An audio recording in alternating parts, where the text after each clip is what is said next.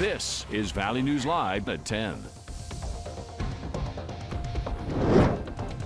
Good evening, everyone. I'm Stacey Van Dyke. I'm Justin Betty. As the FM area continues to grow, police say speeding in school zones is becoming more and more of a problem, and they're looking into how to correct it. But Valley News Team's Nishay Taylor spoke to a parent who says speeding isn't the only thing police need to worry about.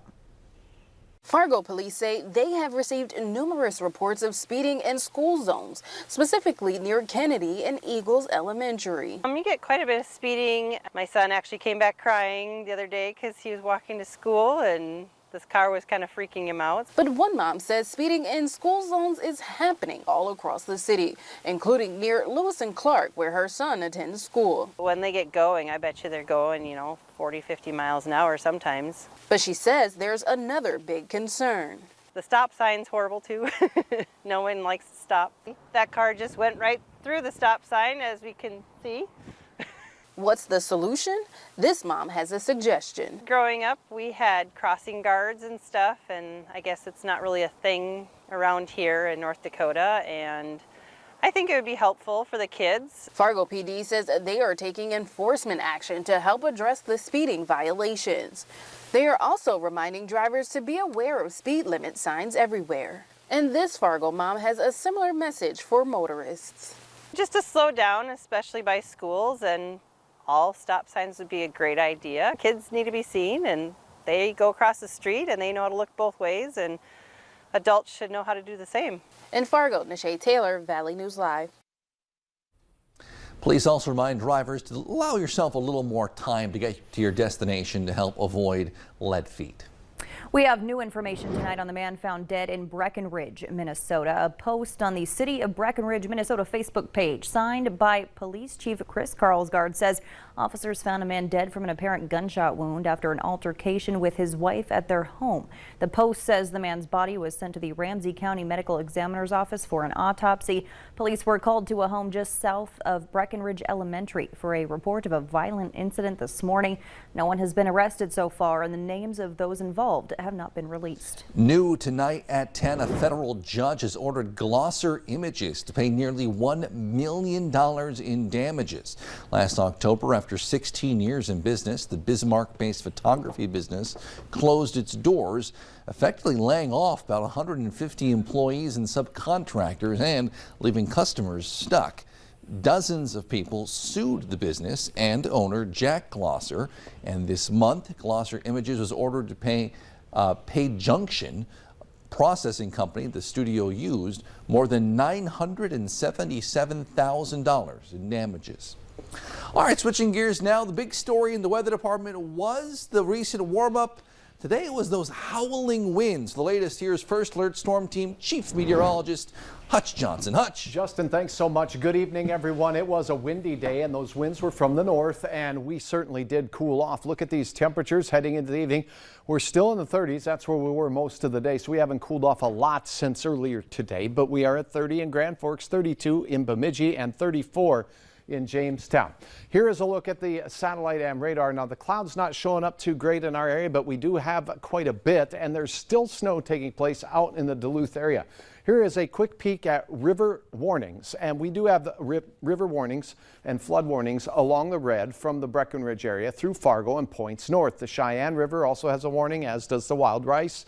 Buffalo warning has just been dropped for the South Branch near Sabin, but this Buffalo River branch going into the Red River on the Minnesota side is still in flood warning. We have warnings all the way through Grand Forks for the Red and its tributaries there. Some good news to point out, though, is that river has crested at Abercrombie for now and is on its way down, and it's in that moderate flood stage. So we're expecting minor to moderate flooding at most of our gauge locations as we go through the next week or so. Steady temperatures and slowly falling towards morning. It will be freezing or below freezing, and there'll still be a wind at around 10 to 15 miles per hour. 20s in Grand Forks as well.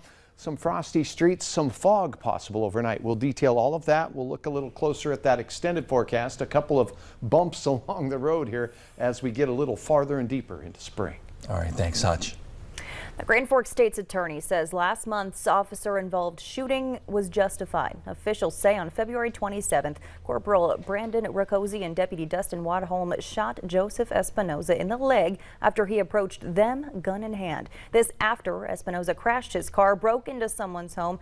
They say assaulted them and stole their gun, among other things. Espinoza is now charged with robbery and burglary, terrorizing, reckless endangerment, reckless driving, and leaving the scene of an accident. He remains in the Grand Forks County Jail. Attorneys for the man charged with shooting and killing 41-year-old Eric Hayes at a Fargo gas station last year say he did it in self-defense. If convicted, 40-year-old Raymond Gunn could spend the rest of his life in prison.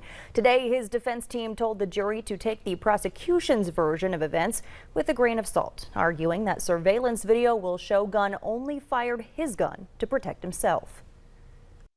What this case will come down to isn't who done it, when did it happen, where did it happen, or anything like that. That highly anticipated surveillance video is expected to be presented at the trial tomorrow. You can count on all the coverage right here on Valley News Live. Murder charges have been dropped against a man accused of beating Lucas LaCroix Smith to death with a pool cue. Christopher Graywater's trial for the April 2020 murder resulted in a hung jury. Since then, more evidence was tested to help clarify some issues raised at trial. Well, those results are back, and the Clay County Attorney's Office says they could not prove the case beyond a reasonable doubt, so they dropped the charges. Still, the case is considered an active and open investigation. Hawley police are asking anyone with information to contact them. Continuing coverage now out of Fergus Falls, where investigators are still trying to figure out how a home started on fire this morning, causing $3,000 in damage. Valley News Team's Aaron Walling brings us the story. Crews from multiple departments were called to help around 11 a.m. this morning when a driver going by noticed that the house behind me was on fire. It wasn't for a good friend that went by today through here to report the fire, the house probably would have been gone. While crews continue to investigate the cause, Brent Treitz, a friend of the homeowner, says there's been some tension between the homeowner and his tenants. All his friends have been trying to help him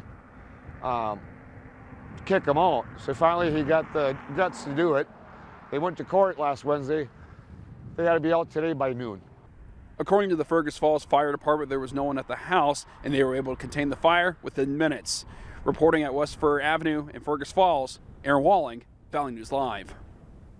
That fire, by the way, is being investigated by the Fergus Falls Police and Fire Departments with assist from the State Fire Marshal and the West Fargo Canine Mika, who they say is used to investigate arson.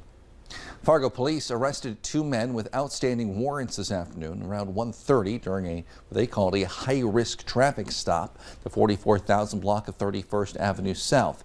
20-year-old Sam Payne is accused of second-degree assault with a firearm in Clay County. 21-year-old Luke Gabriel accused of possession of a controlled substance with intent to deliver.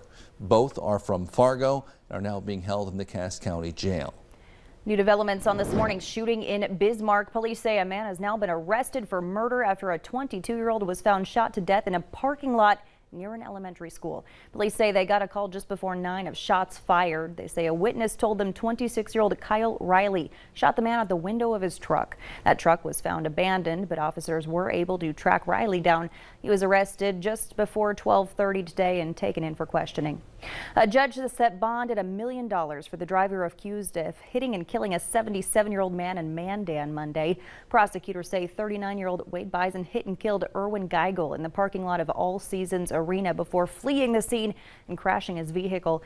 Bison is charged with murder, terrorizing, and leaving the scene of an accident in Morton County, as well as additional charges in Burleigh County from the chase. Still ahead on Valley News Live at 10, we'll tell you how those who live by the river in North Fargo are feeling about the potential for some spring flooding. And speaking of flooding, we have flood warnings all up and down the Red River. These are gauge locations where you see red moderate flooding taking place. This is at Abercrombie, 14.14 feet as it descends there. Rising rivers through the weekend in Fargo were at over 20 feet, now 27 feet almost in Grand Forks. Your forecast is next.